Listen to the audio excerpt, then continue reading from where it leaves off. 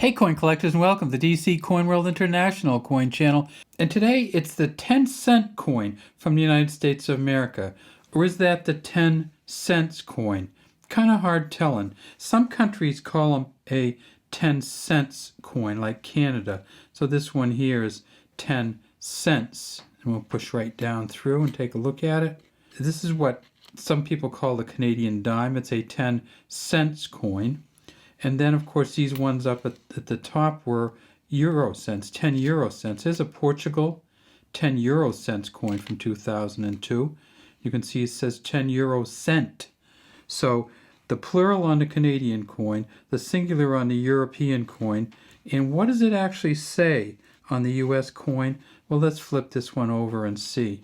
Doesn't say anything about cents at all. This is a 1 dime coin from the United States of America. You have to have knowledge that it's worth 10 cents because there's no place on here that it says 10 cents. Maybe if you knew Latin really well, you might know that 1 dime would equal a tenth. Let's look at the back of it since we got it there. So it says United States of America around the top. There's a torch in the middle here. There's an olive branch on the left, an oak branch on the right, E pluribus unum across the middle, 1 dime at the very bottom. And then when you look at these coins, one of the things you always look at on these is whether you have full bands going across with a separation between the bands. And we do have that on this one, so this is a pretty good coin. In order to figure out what mint mark it is, we have to turn it over onto the front. And when we look right here, we see there is a P. So this one's from Philadelphia, and they made $1.2 billion at Philadelphia. They found 3 so far at a mint state 69, and they're worth about $1,700. You know, this is just an okay coin, and it's probably not worth much, but it does have this fun little edge here where the cap on the front didn't quite meet the coin. And so we see a little bit here where you can actually see the edge coming up onto the coin here. Then when we tip it up, we see that the edge actually comes in maybe a 0.5 millimeter there. Tip it up on the end, we see that this is a copper nickel clad copper coin. And on the front, of course, we have Roosevelt facing to the left with Liberty in front of him. In God We Trust down here under his chin. JS down here for John Sinek, the engraver of the coin, and then P over the 2002. And this is kind of a long-legged 2. They also made this coin at the Denver Mint in 2002. In 2002 at the Denver Mint, they made $1.4 billion. So between the 2 coins at the Philadelphia and the Denver Mint, they made $260 million worth of dimes. This one doesn't have that special edge on it, but it's still kind of a nice coin. At the Denver Mint, they did a really good job on the coins, and they found 92 so far at a mint state 68, and those are worth $125. They also made 2 different coins at the San Francisco Mint. There's a 2002. All the rest of it's pretty much the same here. At the San Francisco Mint, they made the coin that has the copper center, and that's the clad one, which is this one right here. And this one, you know, you're always going to see the full bands on the back, and you're going to see really good detail here. And this is actually a cameo, so you can see how the words in the images just pop right off the coin, and there's a real dark back on it. It's really dark and shiny under certain lights. At the San Francisco Mint, they made 2.3 million of these clad coins, and the best one they found so far, they found 800 at a proof 70 deep cameo. So don't send these in to get graded if you have a San Francisco Mint coin from the year 2002, because the value at the best one for proof 70 deep cameo is $16.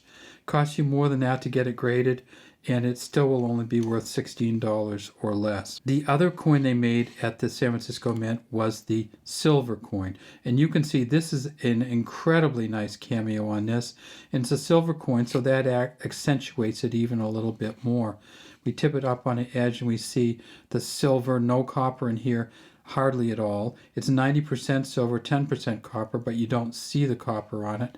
And the back, of course, pops off also, like an incredibly good cameo.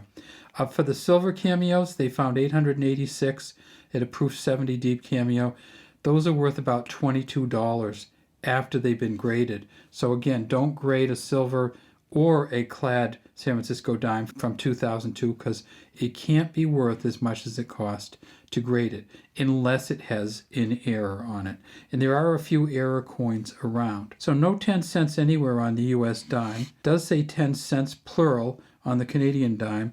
And then when we get to the Euro 10 cents, or the 10 euro cent coins, we see that it's a Luke Leutsch. You see the LL.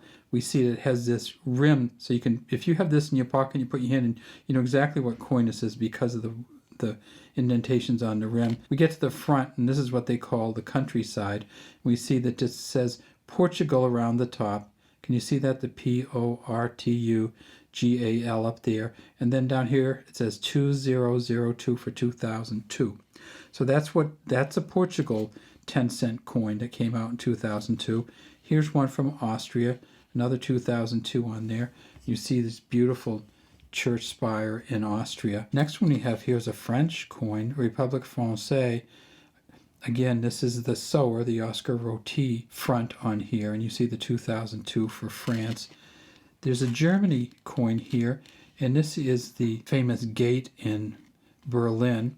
And when you look at the Germany coins, you have to look at a couple different things. Here's a 2002, and there's an A underneath it, and that's the mint mark. That's for actually the Berlin Mint. They have 5 different mints, and then the last of the letters that they have for the mint mark for is a J for Hamburg.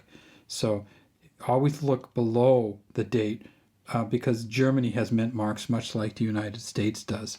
We also have one from Ireland, and this has the harp on it from Ireland, and one over here from Italy. And you see just this beautiful coin from Italy, and here's the 2002 on the Italy coin. Take a look for these dimes. Remember that there's not going to be much value to any of these dimes unless there's an error, and probably not an error like this rim error, but an error of bigger magnitude than that. They're probably not going to be worth very much unless you get them in the circulated conditions like the Philadelphia or this Denver one here, because these two have a really ceiling on them, and they'll probably never be worth much more than $25 unless they have an error to them. That's all we have for today for DC Coin World. I'd love to have you subscribe to the channel. Leave any comments you have in the comments section.